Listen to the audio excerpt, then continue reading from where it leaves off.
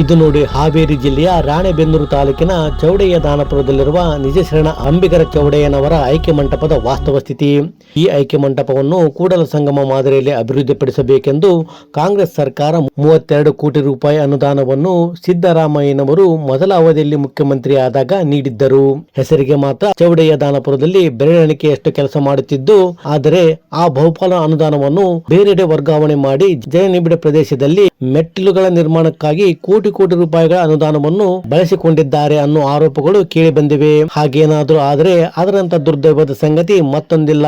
ಏಕೆಂದರೆ ಚೌಡಯ್ಯ ದಾನಪುರದಲ್ಲಿರುವ ನಿಜಶರಣ ಅಂಬಿಗರ ಚೌಡಯ್ಯನವರ ಆಯ್ಕೆ ಮಂಟಪದ ಅಭಿವೃದ್ಧಿಗಾಗಿ ಬಂದಂತಹ ಅನುದಾನವನ್ನು ಆಯ್ಕೆ ಮಂಟಪ ಅಭಿವೃದ್ಧಿಗಾಗಿಯೇ ಉಪಯೋಗಿಸುವುದನ್ನು ಬಿಟ್ಟು ಅನ್ಯ ಕೆಲಸಕ್ಕೆ ಉಪಯೋಗಿಸಿಕೊಳ್ಳುತ್ತಿರುವುದು ನಿಜಶರಣ ಅಂಬಿಗರ ಚೌಡಯ್ಯನವರಿಗೆ ಮಾಡುತ್ತಿರುವ ಅವಮಾನವೇ ಸರಿ. ನಮ್ಮ ದೇಶದ ಸುಪ್ರೀಂ ಕೋರ್ಟ್ ಏನು ಹೇಳುತ್ತೆ ಅಂದ್ರೆ, ಒಂದು ದೇವರಿಗಾಗಿ ಬಂದಂತಹ ಹಣವನ್ನು ಅಥವಾ ದೇವರ ಹಣವನ್ನು ಯಾರು ಕೂಡ ಇನ್ನೊಂದು ಕೆಲಸ ಕಾರ್ಯಗಳಿಗೆ ಉಪಯೋಗಿಸುವಂತಿಲ್ಲ, ಅದರ ಅಭಿವೃದ್ಧಿಗೆ ಮಾತ್ರ ಉಪಯೋಗಿಸಬೇಕು. ಆದ್ರೆ ಇಷ್ಟೊಂದು ಹಣವನ್ನು ಯಾರು ವರ್ಗಾವಣೆ ಮಾಡಿಸಿದ್ದಾರೆ, ಯಾಕೆ ಮಾಡಿಸಿದ್ದಾರೆ, ಅಂಬಿಗರ ಸಮಾಜ ಎಚ್ಚೆತ್ತುಕೊಳ್ಳುವುದು ಯಾವಾಗ?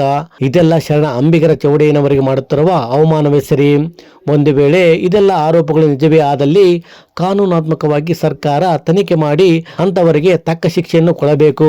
ಒಟ್ಟಿನಲ್ಲಿ 12ನೇ ಶತಮಾನದಲ್ಲಿ ಸಮಾಜದಲ್ಲಿನ ಅಂಕು ಡೊಂಕುಗಳನ್ನು ನೇರ ದಿಟ್ಟ ಮಾತುಗಳಿಂದ ತಿದ್ದಿದ ಒಬ್ಬ ಮಹಾನ್ ಶರಣರಿಗೆ 21ನೇ ಶತಮಾನದಲ್ಲಿಯೂ ಕೂಡ ಸರ್ಕಾರಗಳು ನಿಷ್ಕಾಳಜಿ ತೋರಿಸುತ್ತಿರುವುದು ಎಷ್ಟರ ಮಟ್ಟಿಗೆ ಸರಿ?